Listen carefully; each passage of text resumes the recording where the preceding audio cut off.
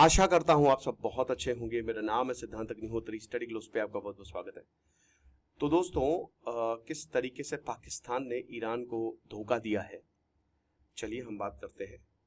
लेकिन personality development plus Chanakya नीति का कॉम्बो, ये लेक्चर मतलब ये जो कोर्स है, डिस्क्रिप्शन कमेंट बॉक्स में लिंक दिया है, आप इस कोर्स को अवेल कर सकते हैं। एक दिन के लिए हमने ऑफर निकाला है, मात्र 500 रुपए का ये कोर्स है। समर कूपन कोड यूज करें। तो देखो यार, जो पाकिस्तान ने किया, ईरान उसका 110% बदला लेगा। क्या ये एक बैलेंसिंग एक्ट है? अब पाकिस्तान भारत बन रहा है कि चलो ठीक है, हम अमेरिका से भी मदद लेंगे, चाइना से भी मदद लेंगे और काम जो है वो हो जाएगा। लेकिन दोस्तों, ये ऐसे चल नहीं रहा है, क्योंकि इस समय असली युद्ध चालू है। ये कोई प्रॉक्सी वॉर नहीं है जो पाकिस्तान पतली गली लेके निकल ले। अब इन्होंने स्ट्रॉन्ग रेटोरिक सपोर्ट तो दिया है ईरान को कि नहीं नहीं, हम तो आपके साथ हैं। शहबाज शरीफ तो बोल के आए थे कि आप ये बोलिए कि जो पहलगांव हमला हमने नहीं कराया और हम आपको न्यूक्लियर मिसाइल भी दे देंगे। और जब इन्हीं के आईआरजीसी के एक मेंबर ने बोला तो पीछे हट गए, पार्टी बदल लिए।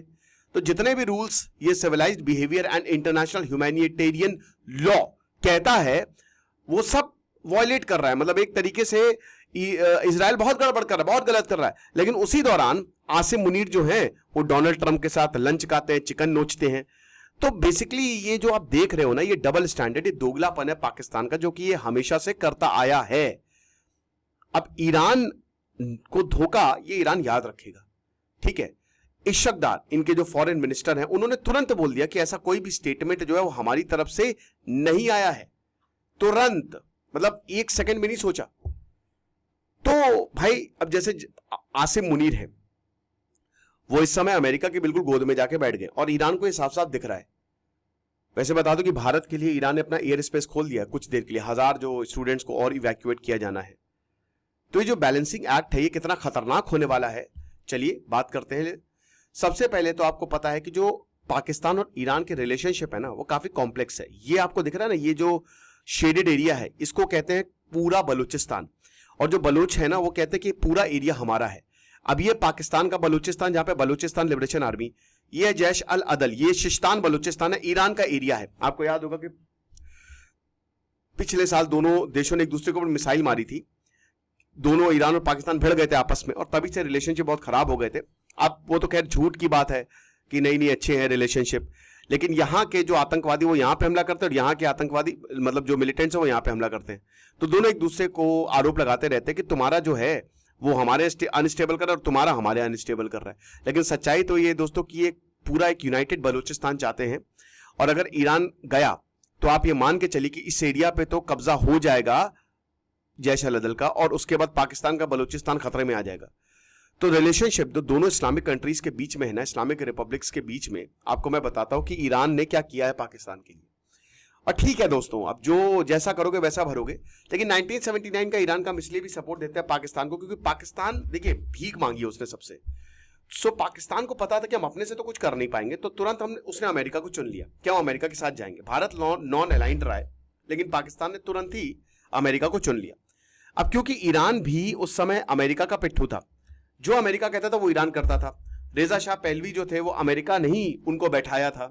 तो जाहिर सी बात है कि इसलिए पाकिस्तान ईरान को सपोर्ट करेगा ही करेगा, और ईरान हर वो चीज करेगा जिससे पाकिस्तान और अमेरिका दोनों खुश हो। पाकिस्तान की लोकेशन बड़ी स्ट्रैटेजिक है, इसलिए हर देश को वो देश चाहिए। तो अब क्या हुआ कि यहां पे पहला देश बना ईरान, जिसने पाकिस्तान को तुरंत रिकॉग्नाइज किया 1947 में। देश बनाने से कुछ नहीं होता, उधर नित्यानंद भी देश बना के घूम रहे। जब तक रिकॉग्निशन ना मिले, आप भी अपना देश बना सकते हैं, तब तक कोई मतलब नहीं है। ताइवान इतना डेवलप्ड है, लेकिन अभी तक उसको रिकॉग्निशन नहीं मिला है, समझ रहे हो। जिस दिन रिकॉग्निशन मिल गया, देशों ने रिकॉग्नाइज करना अब रिकॉग्नाइज मतलब यूनाइटेड नेशन की मेंबरशिप हो गई, फिर एम्बेसी खोलना हो गया और बहुत सारी और भी चीजें, रिलेशंस हो गया। तो जब तक वो नहीं होता तब तक कोई देश रिकॉग्नाइज नहीं होता। तो ईरान ने तुरंत बोला कि हाँ, हम तुमको रिकॉग्नाइज करते हैं 1947 में। और पाकिस्तान ने इजराइल को, अभी तक उसके रिलेशनशिप बहुत खराब है, रिकॉग्नाइज नहीं किया। 1965 और 1971 वॉर में ईरान ने पाकिस्तान को भर भर के सपोर्ट दिया, और क्यों ना दे भैया, अमेरिका ने जो बोला था, अमेरिका तो बिल्कुल ही सपोर्ट में आ गया था ना। अमेरिका तो भारत पे न्यूक्लियर हमले करने की तैयारी में था। यूएसएसआर एंटरप्राइज, इन्होंने अपना, ये तो भैया हमने फ्रेंडशिप ट्रीटी साइन करके रखी हुई थी सोवियत से, कि उन्होंने अपना जंगी बेड़ा भेज दिया।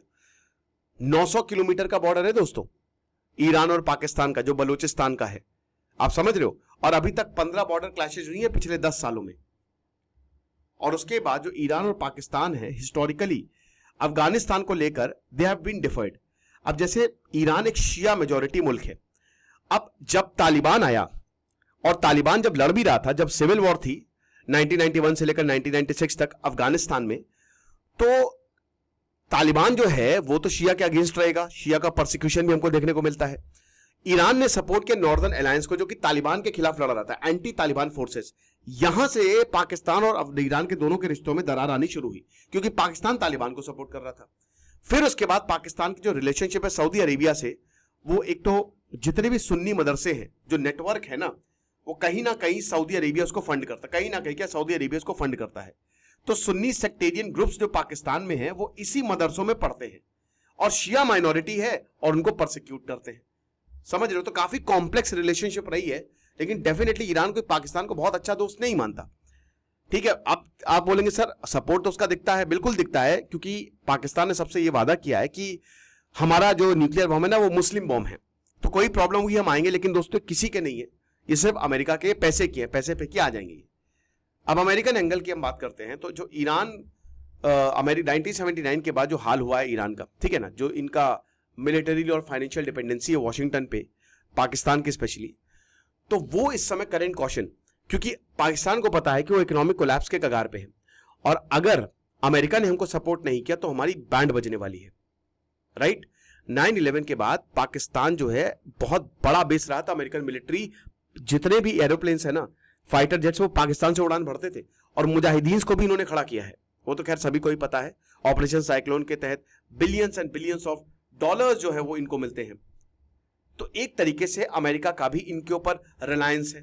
ये भी बता दूं, अमेरिका को भी पता है कि अगर हमको इस रीजन को, वेस्ट एशिया को कंट्रोल करना है, तो या तो हमको अफगानिस्तान का सहारा चाहिए या हमको पाकिस्तान का सहारा चाहिए। इन दोनों देश में से हमको कोई एक चाहिए। भारत जो है वो कभी अपना एयरबेस देगा नहीं। भारत खुद ही एक बहुत ताकतवर देश है, क्या करें। तो 2011 9/11 में, मतलब 2000 सितंबर 11 2001 के जो अटैक्स हुए, तो उसमें अमेरिका ने वेलकम किया। 2021 में नेटो ने पुल आउट कर लिया, मतलब सारी नेटो फोर्सेज जो है वो चली गई। अब अफगानिस्तान का वॉर ऑन टेरर खत्म हो गया, फिर पाकिस्तान की बैंड बजनी शुरू हुई और उसी दौरान अगर आप देखो तो पाकिस्तान ने भारत के साथ सीज फायर भी किया था। China centric Indo Pacific objective जो थे वो पाकिस्तान के लिए बहुत ज्यादा जरूरी हो गए। इनफैक्ट दोस्तों जब जो बाइडन आए, अब आप जो बाइडन को बेकार बोलेंगे, लेकिन भाई डोनाल्ड ट्रंप से बहुत सही थे वो।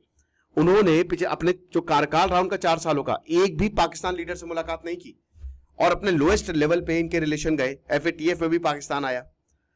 अब ईरान जो है इस समय खतरे में है और पाकिस्तान ने जो वादा किया है उसको तो निभाया नहीं। रेटोरिकल सपोर्ट से कुछ होता नहीं है। अमेरिका में जाके आसिम मुनीर इतना पागल आदमी है, वहां पे जाके बोल रहा है कि हम तो ईरान को जो है वो सपोर्ट देंगे, इजराइल को कंडेम करते हैं, और बैठ के वहां पे लंच खा रहा है।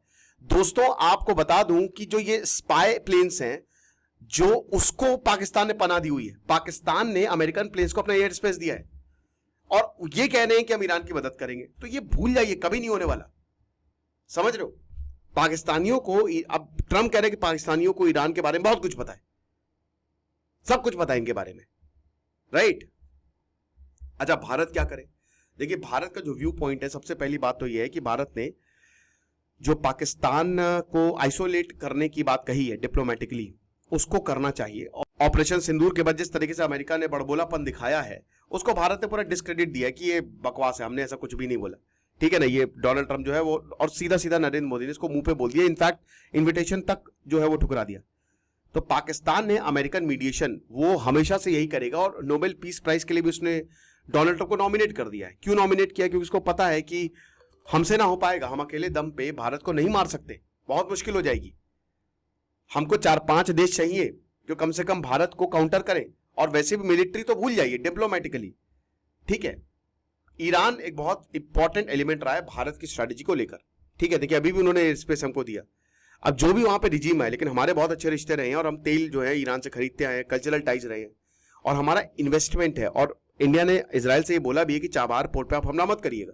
हमारा जो INSTC है, उसके बाद जो IMEC हमको बनाना था, ठीक है, Indian middle east economic corridor, वो ग्वादर से जाने वाला था, खैर वो तो बैक बर्नर पे चला गया है। तो पाकिस्तान के पास रीजंस हैं कि इस समय हमारे पास बहुत बड़ी अपॉर्चुनिटी है कि तेहरान को न्यू दिल्ली से अलग करें, लेकिन ऐसा हो नहीं गई, क्योंकि आप सपोर्ट तो कर रहे हैं, खाली दिखा रहे हैं, बट अच्छा न्यू दिल्ली इसको बहुत अच्छे से जो है ना वो पकड़ सकता है। भारत जो है ये कह सकता है और ये ईरान को बता सकता है, देखिए आपका असली दोस्त कौन है। आपका असली तो भाई चाइना कम से कम ईरान के उसमें आ तो रहा है एकदम कि हाँ चलो हम तुम्हारे साथ हैं। तो ये भारत जो है वो लेवरेज बिल्कुल कर सकता है। और उसके बाद जो प्रीएम्प्टिव स्ट्राइक्स हुई हैं, पाकिस्तान कहता है कि जो इजरायली एक्शंस है वो बहुत ही गलत है और ऐसा होना नहीं चाहिए। और पाकिस्तान की अगर बात करें तो जो एक्शंस हैं वो एक तरीके से एक प्रोटोकॉल है कि भारत भी इस तरीके से एक्ट कर सकता है आगे। पाकिस्तान इसलिए इजराइल को कंडेम कर रहा है, राइट, क्योंकि भाई पाकिस्तान को यह डर था कि भारत कहीं पाकिस्तान की न्यूक्लियर साइट ना उड़ा दे, और मुझे लगता है कि शायद इस पे भी काम हो ही रहा होगा। तो ये हिसाब किताब है इनका। बैलेंसिंग एक्ट है तो ठीक है कि चलो बैलेंसिंग एक्ट कर लेते, बट ये काम किया नहीं। और बात तो आपको बता दूं कि पाकिस्तान तो बहुत ही बड़बोला है कि न्यूक्लियर बॉम्ब हमने, क्या आपको लगता है, इनके मंत्री बोलते हैं कि हमने शाहीन और ये मिसाइल ये हमने किस लिए रखी है, शाहीन शाह अफरीदी मिसाइल, मजाक कर रहा हूं, हमने तो भारत के लिए रखी है। लेकिन इनको बहुत डर है कि किसी भी दिन भारत और इजराइल मिलकर हो सकता है हमारा न्यूक्लियर प्रोग्राम उड़ा दे। तो कंक्लूजन यही है कि पाकिस्तान खतरे में है। Thank you so much.